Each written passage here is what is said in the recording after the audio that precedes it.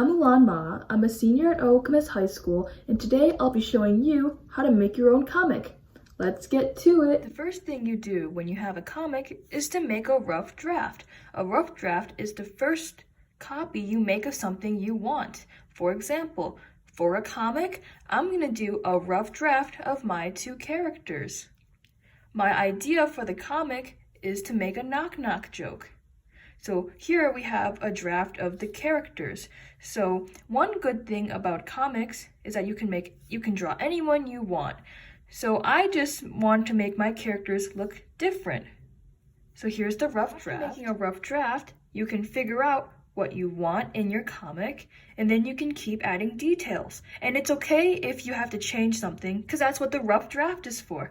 So as you can see, my two characters are looking more and more detailed as I draw through. I even added some words here just ahead of time towards the final draft. So here you see all my characters are pretty complete. I have their hair done, their eyes, their faces, how they're standing. And in a comic, it's really fun to make your characters change the way they look. For example, how they stand and how their expressions change. See, this guy's smiling here, but now he's laughing. So once I feel like the characters are well drawn enough, I like to add the words. In comics, sometimes more than one person is talking, so you want to make it clear who's talking first. So I have an arrow leading to the girl who says knock knock, and then the guy, another arrow who says who's there, and then another arrow to that girl, and then another arrow to him. And sometimes these things are called speech bubbles, and you can see how big this speech bubble is and how small this one is. So here's the full comic. I'll read it out to you. Knock knock, who's there? Lena. Lena who?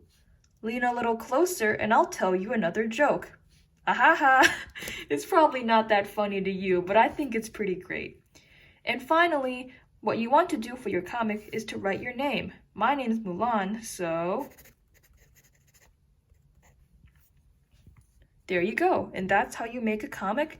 Never forget to put your name on it because that's how you know it's yours. If you really like comics, you can also check out the school library for other comics from other authors and maybe make your own. Remember to keep reading and learning, and thank you for watching.